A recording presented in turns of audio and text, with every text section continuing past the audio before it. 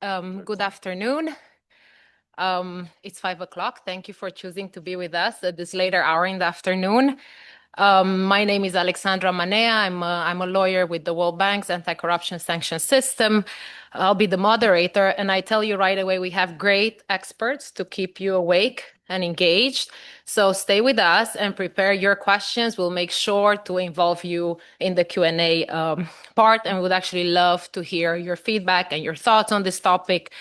And I would like to start by clarifying the supranational part in our session's title.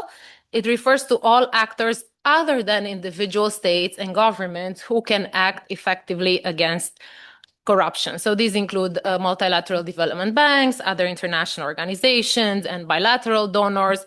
And I'm happy to say that in today's session, we have really great speakers representing a variety of such actors.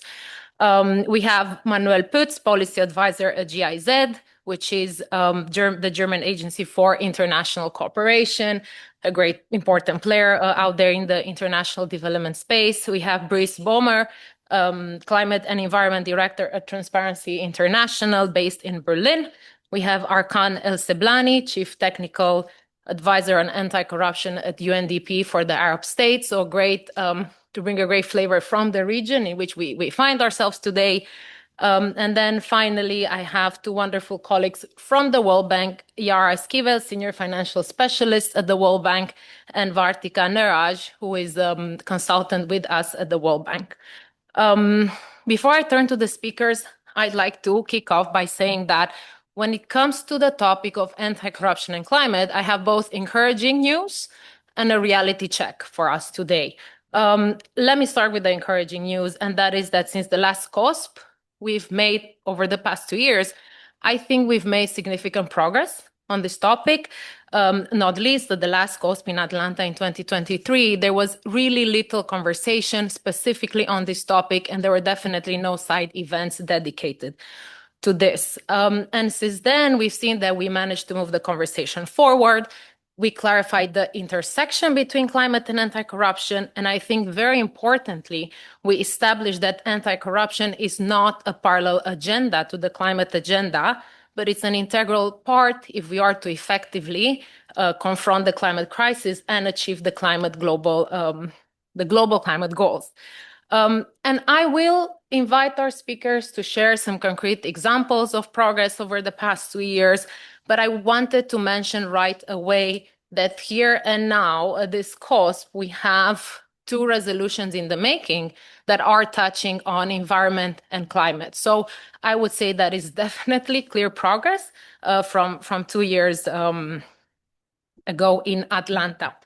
So all this to say that today's conversation is not about whether anti-corruption in the climate domain deserves separate or tailored attention. I think we all agree that it does.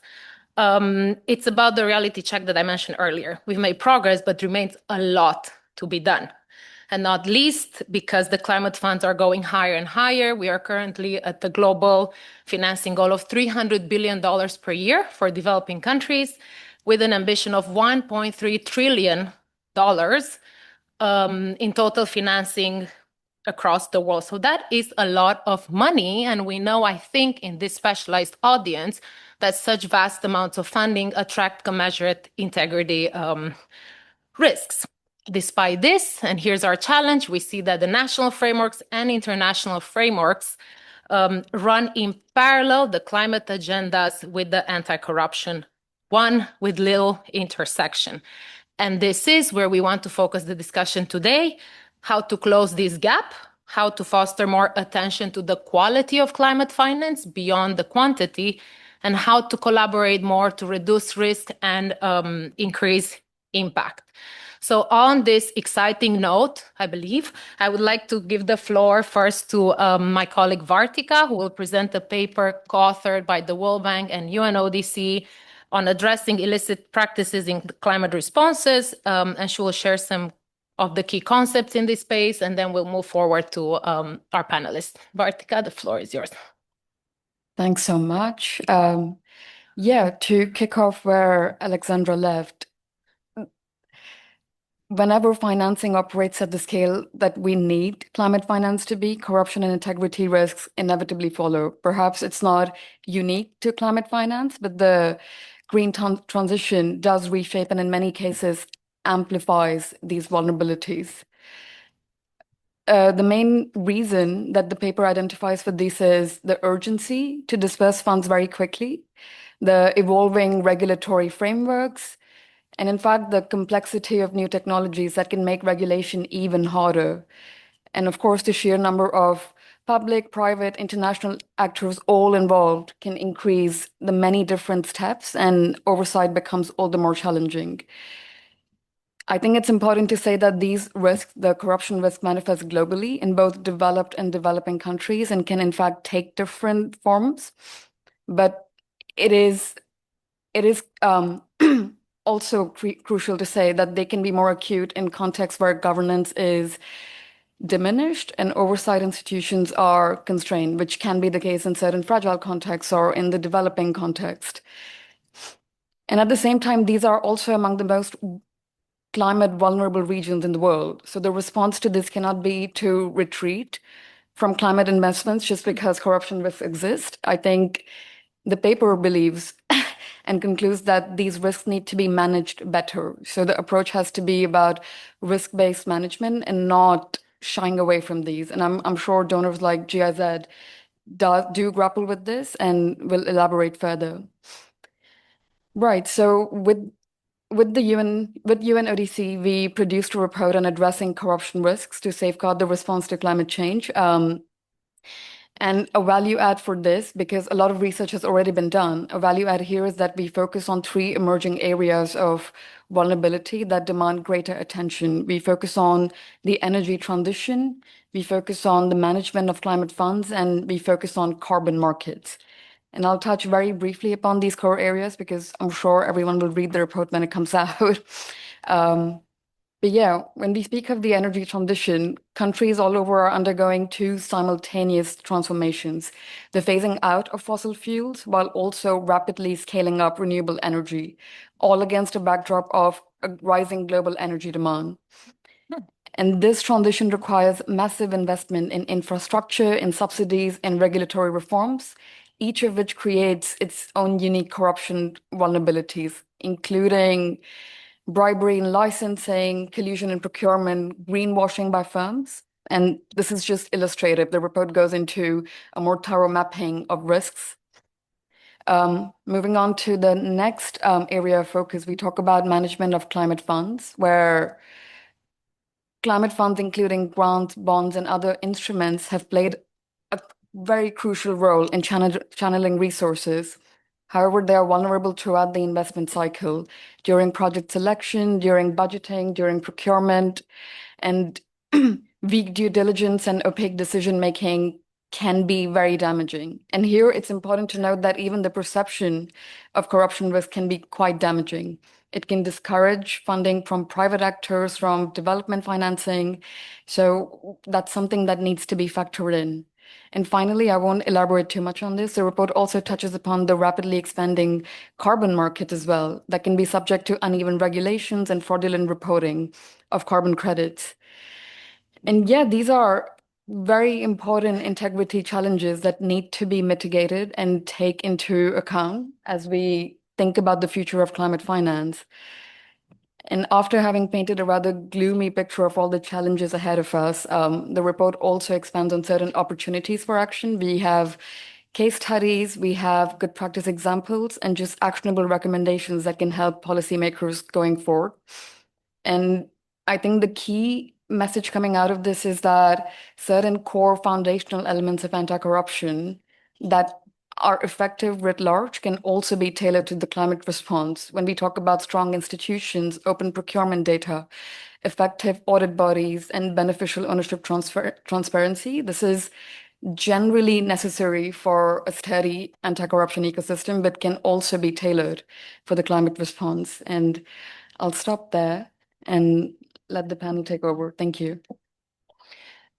Thank you, Vartika. You raised so many important points. I will build upon them, I think, in the conversation with the panelists in the interest of time, but also do encourage the audience to stay tuned to the paper that will be published in the next few weeks. I think it's a very concrete and tangible exploration of this topic. So now I would like to shift to the global level, global landscape, and I'll turn to you, Brice, because you were recently in Brazil for COP30, which is the key forum for the climate discussions. And I wanted to ask you, based on your observations there and participation there, what is the level of awareness regarding corruption risks? Do you think they are seriously being acknowledged? And what is your sense of the appetite to really embed accountability in the climate agenda? Thank you, Alexandra, and hi, everyone. So first question, level of awareness, low, knowledge of the corruption risk, very little, appetite, quite little.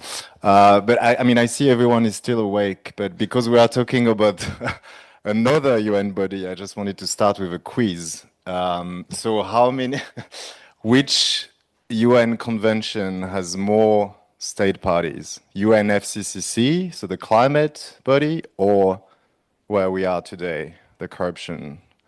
There is a free membership to a free network for those who are right. Yeah. Anyone? So which convention has more parties, state parties? Sorry, states. Let's say states. It's the same. Yes, Lisa? Yeah, good answer. And from how many? What would be the... Here we have 192. Yeah, 93. I mean, 92 countries, 93 state parties.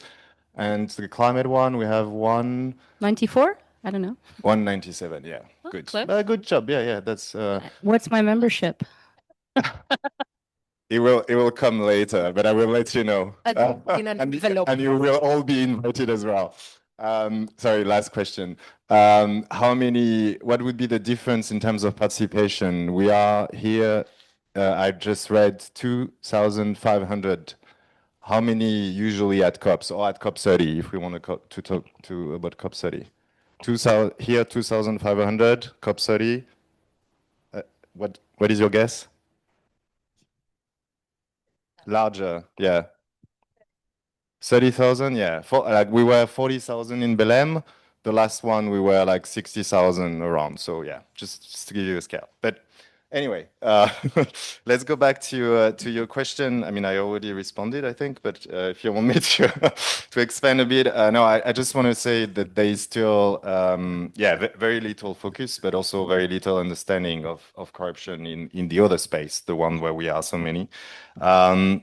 So it's basically absent from the conversation, and that was the case more or less at COP30 as well, unfortunately. We were discussing also with my dear panelists here yesterday about the difference in terms of the terminology as well. I mean, the terminology is the same, but what we understand in the other space and what we discussed in Belém, for example, when we talked about transparency, for example, is mostly about reporting. So countries saying, I'm great, I've been doing this and this when it comes to climate. When it comes to accountability, let's say, there was a little bit of progress, but it's mostly around disclosure of participation, and moving slowly towards interest. So one of the latest report we did was to look at the undue influence actually in the climate negotiations, where we've seen for many years. We are at COP30 now, so it means 30 years of negotiations. And as you might have heard, only in Azerbaijan, there was the mention of fossil fuel for the first time, which is the main reason why we have such a level of the climate crisis. So if you ask yourself why, you might get an answer. And finally, when it comes to the last pillar around kind of integrity issues or anti-corruption, that's kind of close to zero, unfortunately. I think for the positive side, that there is a kind of growing understanding that climate change is a governance issue and a governance problem.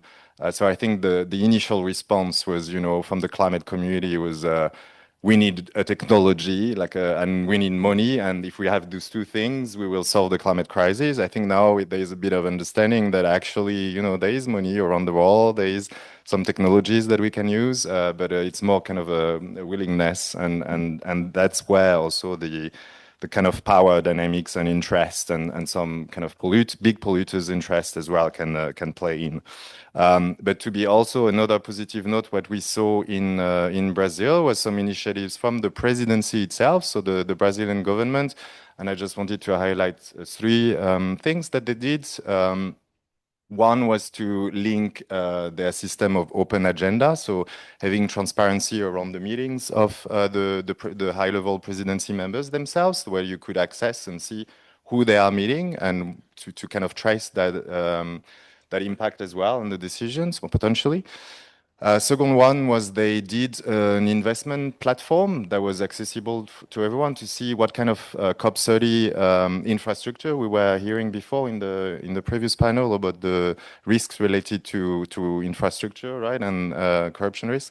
So they made this platform available as well with some data to some extent. So that was also interesting. And for the first time in the history of COPs, so 30 years, they also created an ombudsman, like a kind of compliant mechanism reporting ethics hotline. So that was kind of initiatives that we were kind of happy to see. Yes, up here. Thanks for that. So it's a mix of grim news and some positive news. I would like to follow up quickly on the positive news and bring it to here and now today. What progress do you see as TI, as a permanent member of civil society at this COSP? So what progress you see, and can you tell us a little bit about the resolutions in the making, the related ones? Because I know you are involved with those. Yeah, so I mean, one of the things we were kind of also discussing yesterday, and that's one of the problems we've been seeing for many years, is the disconnect between those two communities, these two groups that I was starting to talk about at the beginning. And I mean, we can also take the example of Transparency International. We only kind of started looking at those issues kind of dozens of years ago, and that took some time for us. As an anti-corruption organization, there was a lot of pushback even internally to say we shouldn't be working on those issues. This is not for us. This is for like WWF and Greenpeace and others. And then now, we made some way. And I think a lot of us and a lot of colleagues, realized that actually we should do much more. And the corruption risks are there.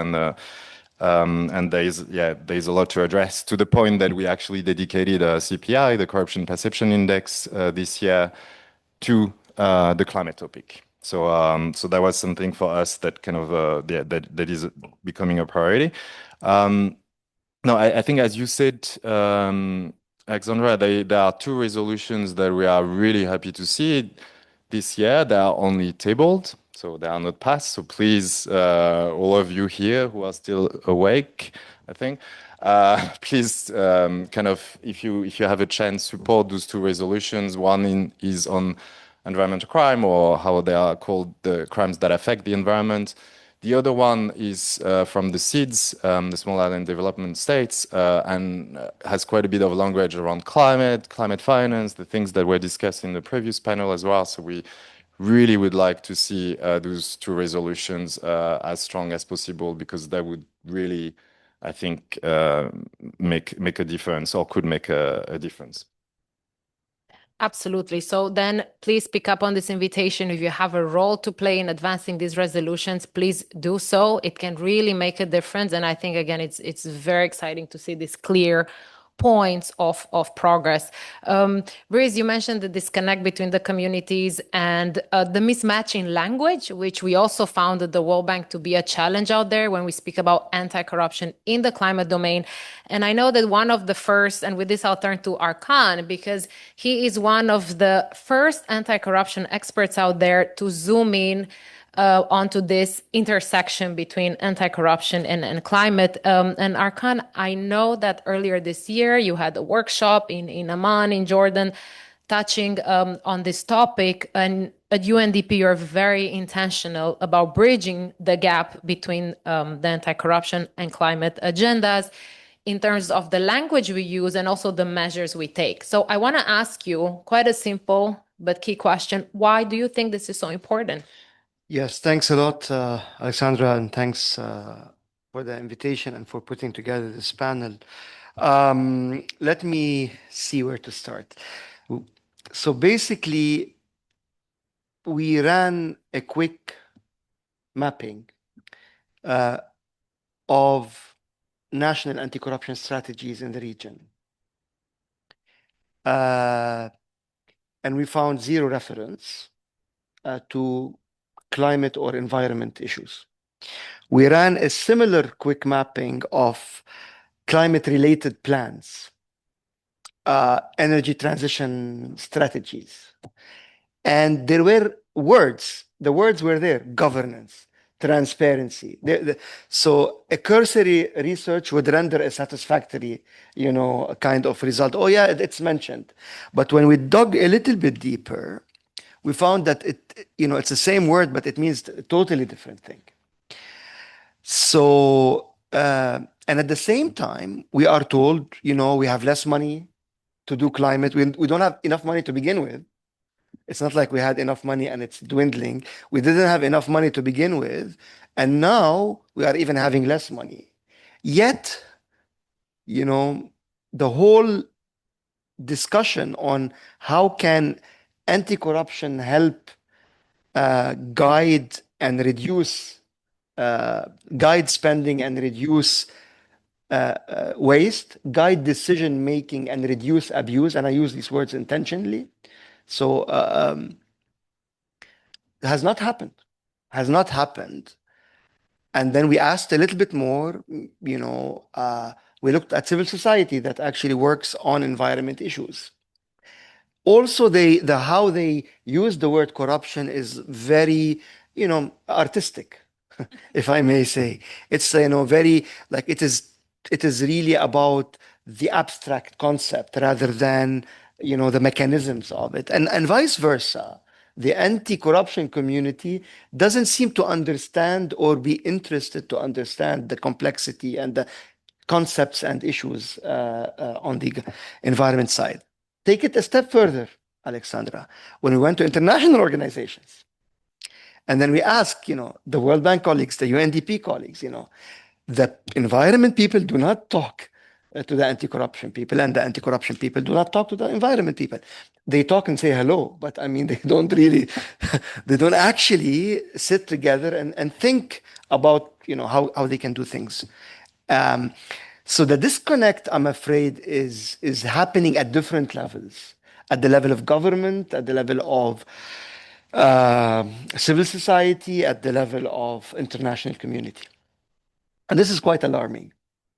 And for that reason, the idea came that, okay, what can we do to kind of bridge that disconnect, if that's the right way of framing it? And we found that there are two logics that obstruct this bridging. One logic is on the side, well, there are several, but those are two key ones that we need to change. Speaking of the supranational collaboration, my first pitch to you is that we need to do supranational collaboration at the level of the supranational actors to help change two main logics that are impeding this bridging of disconnect. The first one is a logic on the climate community, which is, what? We need really more money to invest in climate action. And, there might be some problems, but, let's not really talk about corruption. They are both C words, climate and corruption, but let's not talk about corruption because, it can be alarming. It's not like explicit logic. It's like nobody actually says it in a statement, but it is present. That, what? Let's focus on, the good aspect. Let's get more money. We need more money. If we start saying there's corruption or talking too much about it, it might be alarming to the private sector that we want to attract private investment. We want to attract public investment. Our region, where I come from, this region is the region that has the least share of climate financing per capita in the world, public and private. And this perhaps can be linked to the issue of opacity, lack of accountability, corruption. So the first logic is that first thing we need to change is that logic that, you know what, yes, it can be alarming, but if we speak and we act properly on this, we can do more with less, and maybe we can attract more investment. The logic on the side of the anti-corruption community, Alexandra, is that, you know, corruption is a bad thing, and we need to fight all corruption everywhere at the same time. And that cannot be done. I mean, simply put, we cannot fight all corruption everywhere at the same time. And the issue of prioritization is not easy because, and it's mostly a civil society logic and a legal people, like lawyers logic. And I'm a lawyer and I can speak. Like lawyers, you know, like it's a crime. We need to fight all corruption everywhere. And also civil society, generally speaking, you know, it's a big problem. We need to be comprehensive and holistic and fight corruption everywhere. And while we do need a comprehensive approach, a sectoral, a focused approach is also needed. We need to prioritize maybe specific areas or specific risk areas. So I think the first thing that I want to highlight is the need for supranational collaboration to kind of revise these logics and create better awareness on why those two, you know, let's say adages or statements are the enemy of progress, and we need to really do something about them. Second thing very quickly is we need to create manageable commitments. So we cannot just say that there's a disconnect and we need to raise awareness and do more. I mean, we need to kind of break that do more into actionable things. And yes, it will be different context to context. What is a manageable thing that we can do in the context of country X or country Y? But I do believe there are 5 things that we need to have them put somewhere. And according to what we are looking at from the anti-corruption community side, we need supranational collaboration to advise, support countries to anchor in their national anti-corruption strategies. More emphasis on access to information, but then also climate and environment related information. So you see, like there's a kind of a bigger thing, and then zoom into the sector or the area. Conflict of interest declaration, conflict of interest management, generally speaking, but zooming in on businesses and, you know, talking about carbon markets and regulating carbon markets and, you know, the relationship between the regulators, the business, the revolving doors and all that. The third thing is whistleblower protection and whistleblower encouragement as well. Fourth is social accountability, you know, now using technology and others to kind of collect data, publish data, but also monitor actual projects, actual policies, prioritization. And last but not least, sectoral corruption risk management. In UNDP, you have been big on that. And other organizations have been working on it. But the way we have done it is really have been able to take it to specific sectors and help identify, analyze risks in that sector, corruption risks, but then come up with specific recipes to address corruption in those risks. And here we have Ministries of Environment, Ministries of Water, Ministries of Agriculture, because all the adaptation and the projects and everything are happening in these sectors. So other than the financing part, of course. So this is just quickly a quick pitch on you know, the disconnect, what we can do, and some of the specific manageable commitments that we need to push and encourage to be part of these national anti-corruption strategies. Thank you, Alexandra. Excellent. Arkan, thanks so much. I love the list. You know, I think these are clear takeaways that people can take home and think about it if they find themselves working on this.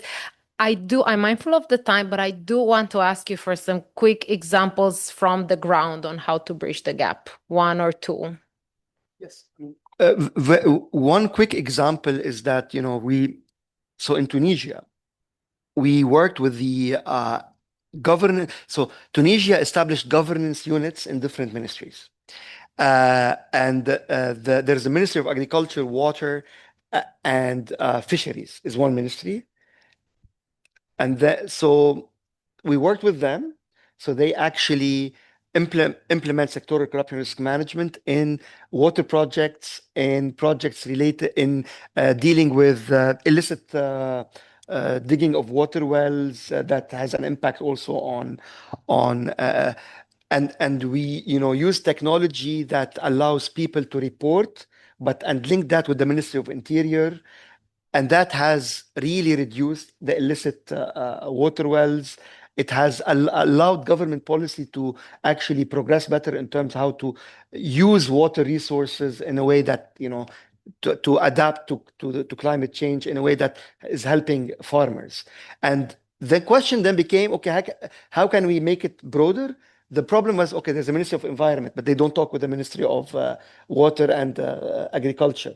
And the Ministry of Agriculture and Water thinks water is its own job. So then bringing those ministries together through a platform at the Prime Minister's level, working together is one concrete example of how we were able to do this in Tunisia. Now we are, hoping that we can do more. There are things related to budgeting, things related to the role of ministers of finance. There are things related to public procurement. So now this is where we are moving next in some countries as part of this collaborative approach. Thanks for that. I think, again, it's very concrete and it's not rocket science. We just need to bring the two communities, literally help them come together because everyone, exactly, with common language, support with common language, and really create the space and time for them to come together. And there are many things I would love to follow up on, but for now, building on something that you said around the need to change the logic and narratives around some persistent issues out there, I would build on that and turn to you, Manuel.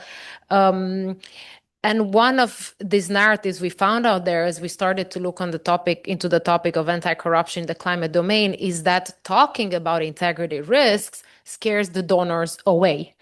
And we really found two balancing directions there. So I want to ask you, as representing Germany as a major donor, what is GIZ's approach to this? How do you see this narrative?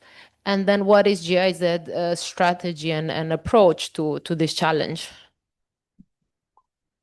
Thank you, Alexandra. And yeah, me personally, I can understand that such narratives come up, especially with the large sums being invested, and especially with the communication about additional funding needs.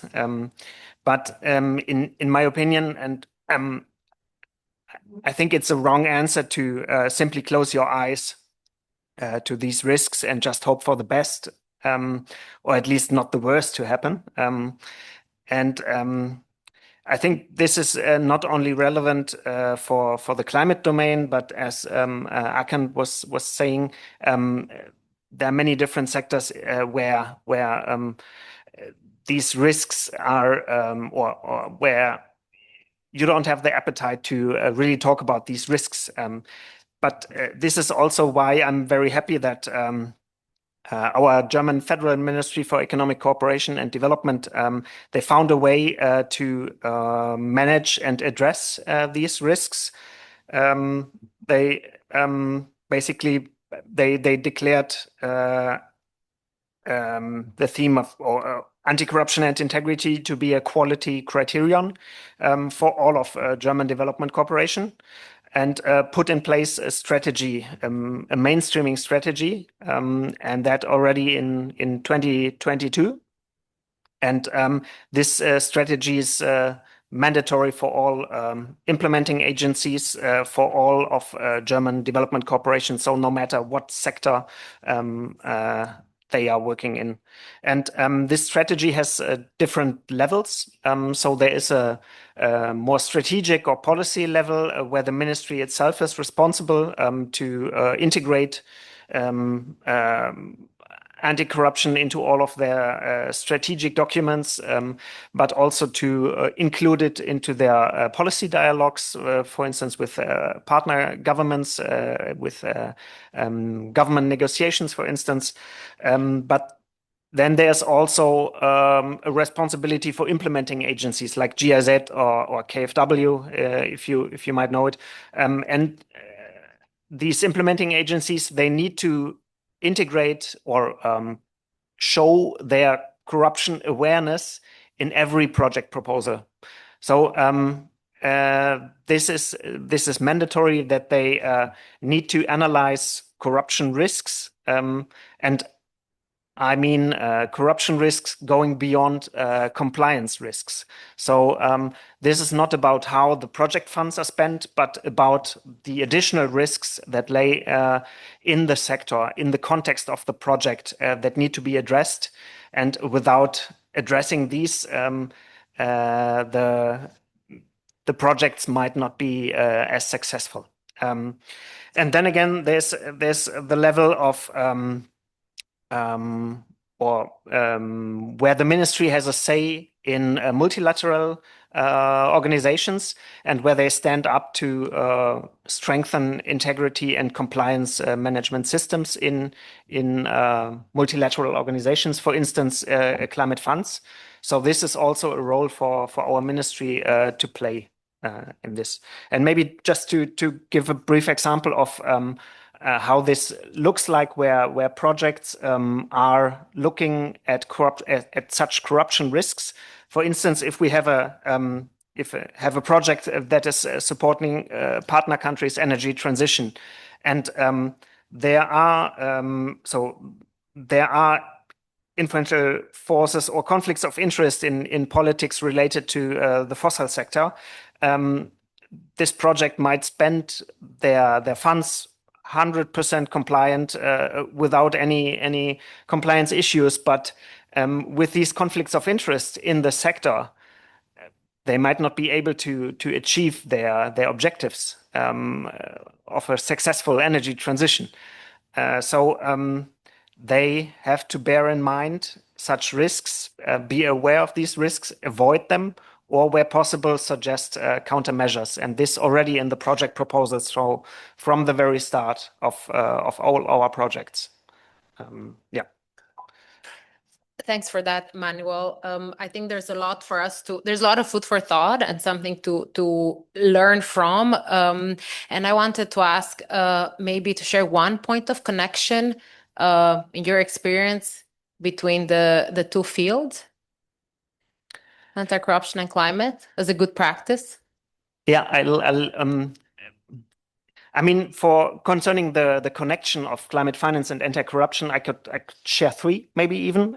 So on the one hand, anti-corruption and integrity is not the only quality criterion that was put in place by our ministry, but there are 6 in total. And one of these is also environmental and climate impact assessment. So projects need to do similar risk assessments on climate and environmental impacts in parallel to the risk assessments for corruption. And these quality criterion, they present the value-based and sustainable and forward-looking position our ministry takes for development cooperation. Then we had this earlier point of language. Climate colleagues and anti-corruption colleagues using maybe a similar language, similar words. So they talk about climate finance data transparency. They talk about integrity of a carbon market or the compliance carbon market, but they mean totally different things with these words than we do. And we realized that, and we are entering into dialogue with our climate colleagues internally to clarify and approach one another's community closer to each other, to have a common understanding of these terms. And then maybe one last point, one major step, I would say, in this direction of bringing these two communities together is underlined by the fact that for the second time now, our German Federal Ministry for the Environment, Climate Action and Nature Conservation is actually represented here at the CoSP. So for the second time now, and yeah, they have decided to join these conversations and to stay in these conversations as well. So I think this is a major achievement as well. Absolutely. And I love that example. That's why I really wanted you to share, so others go home and next CoSP, bring your colleagues from the environment ministries or the finance ones. I mean, we rely on you to get the right people on board. So thank you for sharing. I really really believe it's a good example. I do want to save time for engaging with you as I promised, but I would love to also hear from Yara because Yara, you have good experience in bridging professional communities, including tax and anti-money laundering. So building on that, I wanted to ask you what would be your quick advice for the to cover the gap between anti-corruption and climate, and then what do you think are other key actors we should include in this conversation? Thanks, Alexandra. And actually, I want to disclose that I come with a hammer. So I have a hammer, so every problem is a nail. But I do see a lot of opportunities here. And I've been hearing even from the previous panel, from the gentleman from Siemens, he was talking about how they already do a risk assessments for anti-money laundering and risk assessments for anti-corruption. So like I'm listening to everybody talking, and for me, it makes perfect sense that what we need here is a risk-based approach. What we need here is to use the anti-money laundering toolkit and bring it on board, because at the end of the day, environmental crimes are financial crimes. And I like to call them green collar crimes because they're all about making a profit. And when we talk about corruption, really, it is about making a profit. So in this space, I think that the anti-money laundering toolkit would be very useful. The World Bank UNODC paper actually highlights threats, and it also highlights vulnerabilities. So again, we're talking about risks. If we look at this from a risk basis, I think that we can find opportunities to use different tools or non-traditional tools. When Germany had the FATF presidency, the president of the German president of the FATF, Markus Player, he talked a lot about this focus to support the green agenda and support climate. And in fact, I remember he even went to one of the COPs when he was president of the FATF. So why not pick back up on this? It's already out there. I think this is something that also, because the FATF has a really good stick. When the FATF tells countries, when the Financial Action Task Force tells countries, you have to do this, countries do it. So why not piggyback on this really big stick to get countries to implement certain reforms that can support integrity and can support anti-corruption, including in the green sector. So having said that, and I don't want to take any more time, I know we're pressed for time, I would like to see the FATF here. I would really like to see the FATF here and ask what they have to say to support this agenda, and maybe build a partnership with them as well, because I really think that there is a lot that we can build together. Thanks for that. I fully agree. And let's make sure then that FATF, we will have them on board next time on the work we're doing in this, along with all your Environment Ministry's colleagues. So we'll have a larger CoSP next year, hopefully. Not 40,000, Brice, but maybe 4,000 if they're the right people. It's the quality, not as much the quantity. But now I would love to open the floor. A few minutes. If you have any questions, any quick thoughts, we would love to hear from you. And please don't shy away from real questioning and whatever curiosities or inconsistencies that you see.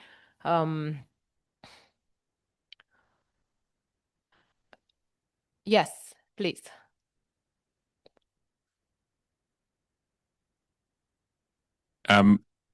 Thank you very much. I'm Alex Malden, Policy Manager for the Extractive Industries Transparency Initiative. I think agreeing with absolutely with the point that Yara made at the end there, and also this idea of trying to bring together different parties. I think this also connects to after the FF4D conference, there was also the papers by UNDP that spoke about similar attempts to have convening power. And one of the mechanisms they identified was the national risk assessment processes, again, connecting to FATF. So I wondered if anyone has any examples, and perhaps specifically are on the use of risk assessment processes as a way of convening these actors, either as part of a national risk assessment or one that's specific to the environment, because I think these can both help to bring actors together, but also to develop shared recommendations or next steps in this process. So yeah, that's my question. Thank you. Excellent. Thanks so much. And I'm so glad to see ITI present here. we're happy to take one more question and then I'll give it back, please. Thank you. So thank you very much for this helpful or useful. I'm wondering if there is a real examples of cooperation between anti-corruption and climate actors. That's if there is a real example to hear about it. Yep. Thank you. And then a last quick burning question. No. Good. So then maybe in the interest of time, we'll move to you, Yara, Brice, Arkan, Vartika, Manuel. I will institute democracy and let you choose how to answer. Not all at once, though. Okay, so on the risk assessment, it's actually a very good point that you raise, Alex. Assessing the risks of environmental crimes, and in this case specifically climate, would be a very good way to start. When you're doing a national risk assessment of this kind, you convene all the partners. It's not just the anti-money laundering people. You have to have the specialized partners as well. So you would bring your environmental agencies on board as well. And it's a good opportunity for them to meet. Often they have never met.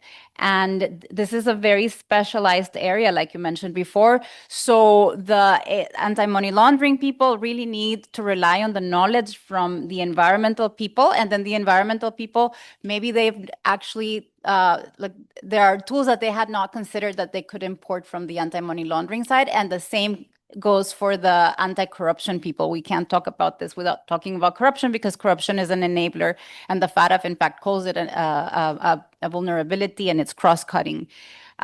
So just a brief example from my past life from a long time ago. A long time ago, I used to work in the environmental crimes prosecution office in my country, and we absolutely 100% relied on our Ministry of Environment. We could not have done absolutely anything without having them on board as our experts in every single investigation that we carried out.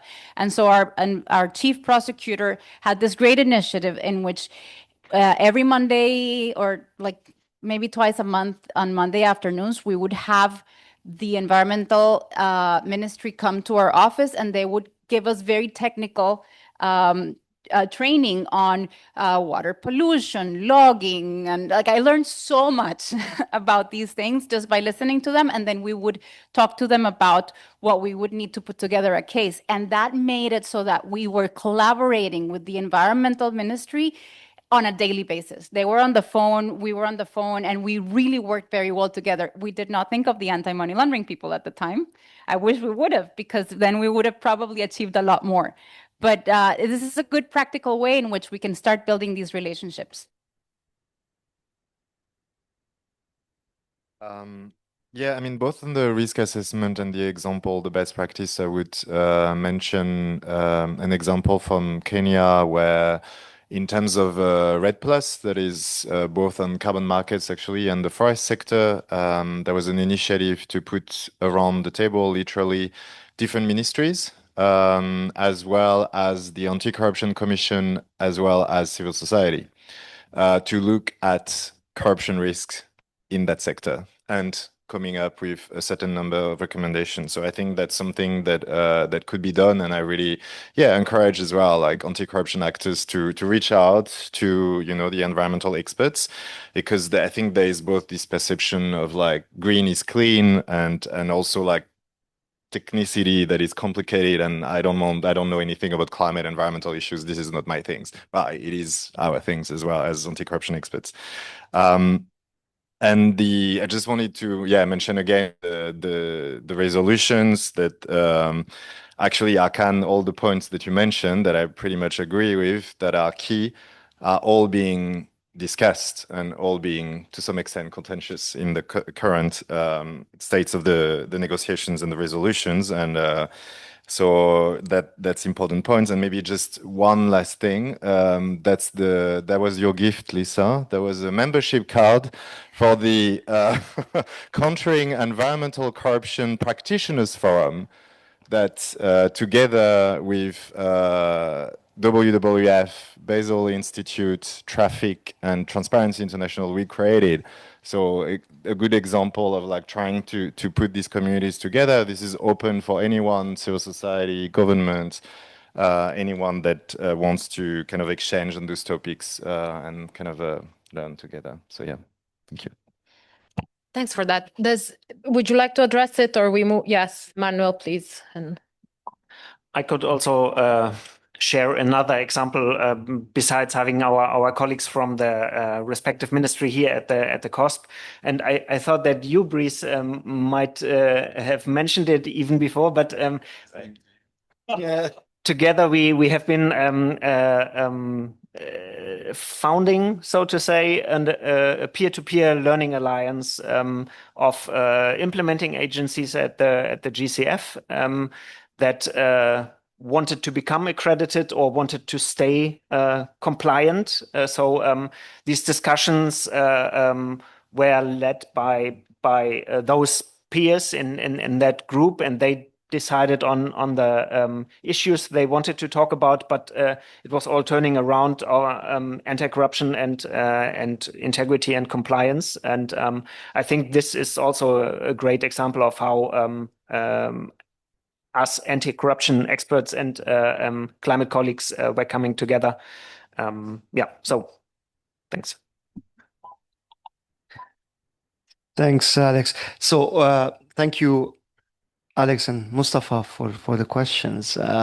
Just one example is that now we're building on the Tunisian experience, which we started with one ministry, to set up an interagency kind of arrangement that brings the Ministry of Energy with the Ministry of Environment, with the Agriculture and Water, with the INMO, which is like an agency for clean energy or renewable energy, so that it could be a collective risk management process. It's not just a risk assessment where we produce a report and put it out there, but they come together to actually jointly look at risks, corruption risks in their respective works and how it connects with each other, energy, water, environment, and so on. So the success that started out is encouraging others to kind of come in. So we want to build on that. So I think that's an example, but an example that I would like to see. We talked about example. I want to maybe finish with an example that I would like to see. I would love to see a donor telling the Ministry of Environment that, we're going to, for every dollar we give you, or not Ministry of Environment, any climate, whatever the arrangement is at the country, for every dollar we're going to give you, we want you to tell us, how you will spend 1 cent on that dollar, enhancing transparency and accountability in your sector. And we start with, for example, let's give an example about, okay, my country, Lebanon. I'm from Lebanon. So there's an access to information law in Lebanon that everyone is supposed to implement, but very few are implementing. So it would be great if GIZ or, no longer USAID, but others, EU or others, would tell the Ministry of Environment that's leading the climate action that, what, we want to support you to actually be a champion in implementing the access to information law in your country. So it's not a conditionality as if we are imposing principles or standards. It's your own law. And we are going to support you to become a champion or a model for other ministries. So that's an example that I would like to see.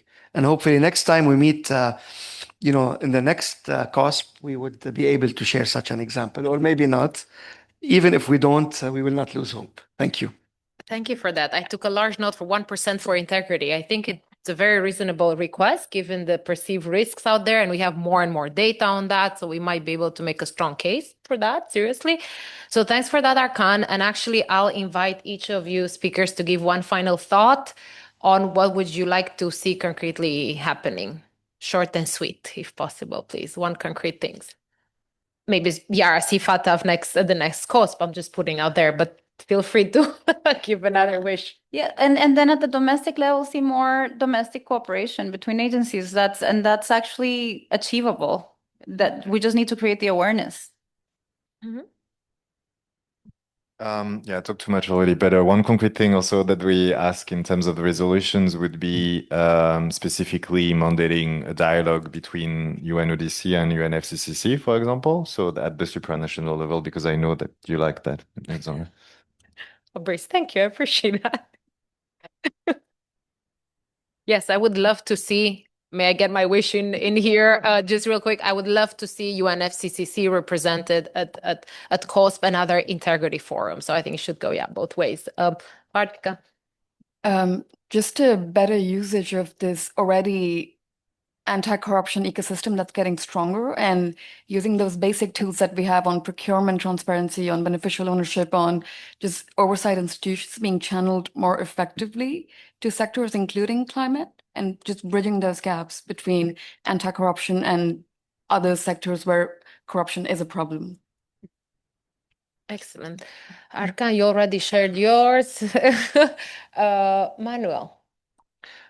Besides upholding the support for these two resolutions that are being discussed here right now, I would say that that we meet again in 2 years and can show some great progress in these directions on bringing these two communities together and maybe having a mixed panel actually with climate colleagues. That would be a great thing, I think. Yeah. Let's work on that. And with this, I'll just close by saying there's a lot of food for thought and I think some concrete actionable ideas. And I think we can all agree that our ultimate goal as anti-corruption community is to ensure that the climate funds are protected by design versus post-failure audit.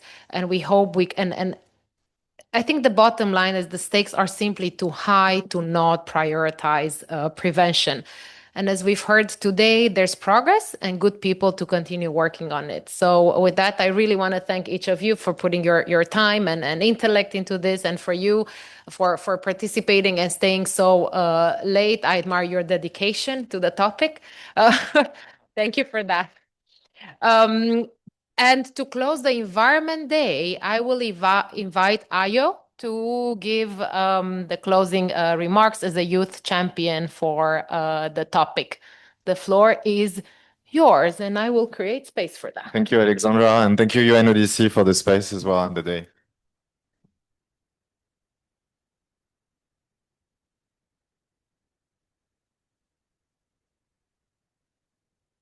Thank you so much. Excellencies, distinguished panelists, colleagues, and friends. Permit me to start with a story. In 2018, I joined the UNICEF Youth Idea Network. And back then, I noticed that in my community, there was this company that usually pollutes our environment.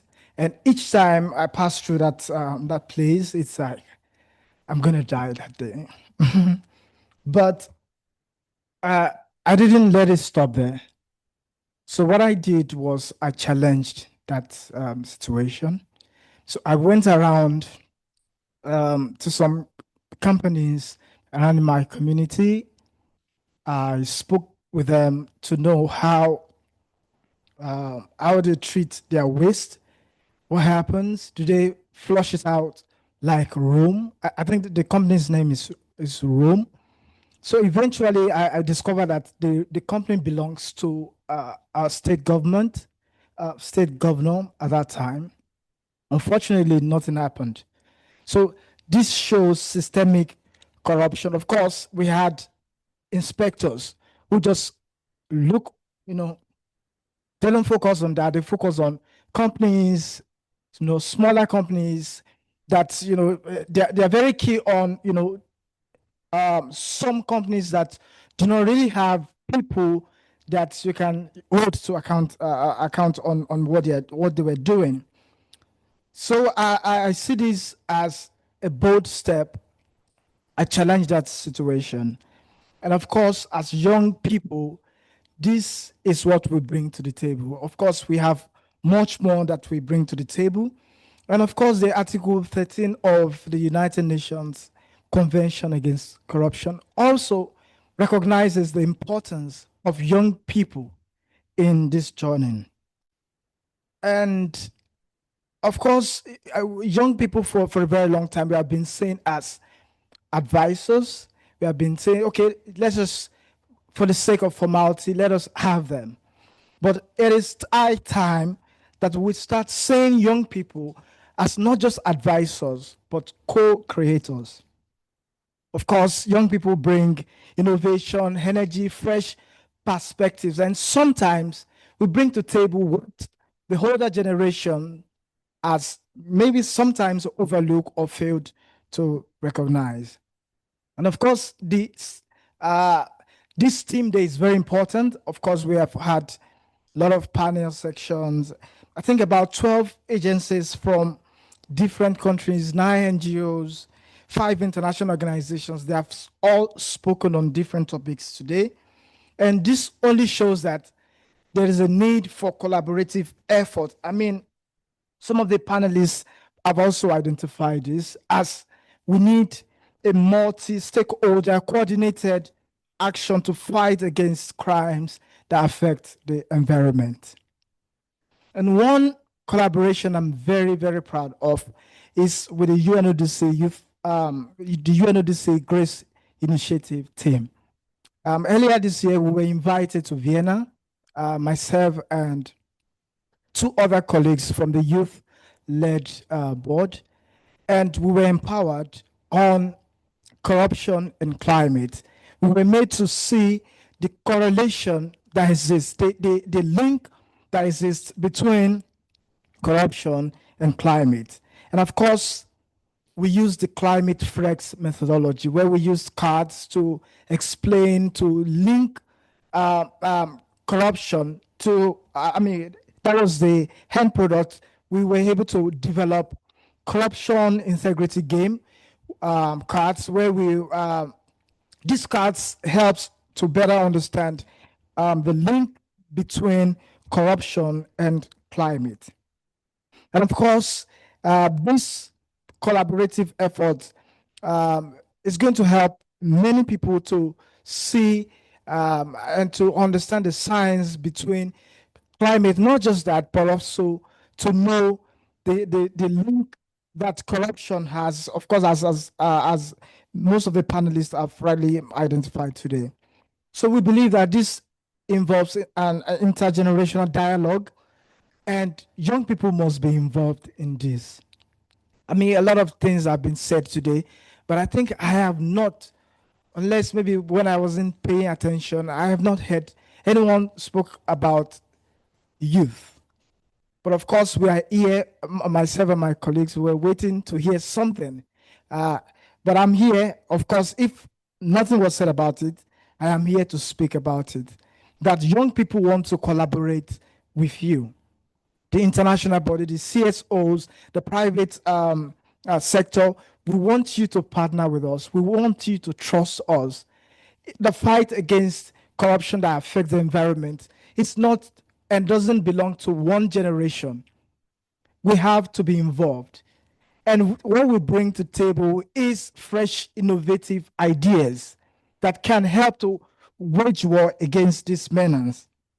And of course, we are also ready to deliver scaling youth-led tools that can help to monitor environmental corruption.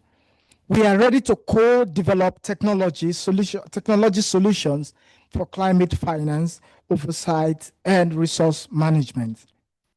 We want to also help in training communities. We believe that with our help, you can map out and resist corruption threatening the environment. Yes, before I wrap this up, I have a couple of questions for everyone. And these questions, I don't want you to answer these questions right away. I want you to reflect on them. I want you to think about them. Now, the first question is, will you leave CoSP11 with promises that remains words, or will you take concrete actions that endure? My second question is, are our policies truly protecting the planet? Or are they preserving systems that allows corruption and environmental harm to persist. I have another question that I want you to reflect on. How often do we pause to ask whether communities most affected by environmental crimes have the tools, the voice, and agency to hold systems accountable? Do they really have that? And if youth are most affected by climate and corruption crisis, why are they still often excluded from designing the solutions? Why? And lastly, what will each of us do in the next 12 months to translate today's lessons into tangible, lasting impact for communities and the planet? So let us live today, let us live here today, inspired but not complacent. The planet cannot wait. We have said it multiple times that the planet can live without us. But can we really live without the planet? Can we live without the earth? Can we live without the environment? Left to the environment, it can survive on its own, but we cannot survive without it. So if we have harmed the environment to the extent that we cannot live in that environment, what is left for us and where is left for us to live? And of course, youth needs to be empowered, resourced, and trusted. Young people are ready to turn vision into actions and ideas into measurable change. The question is, will you let them? Thank you very much for your time.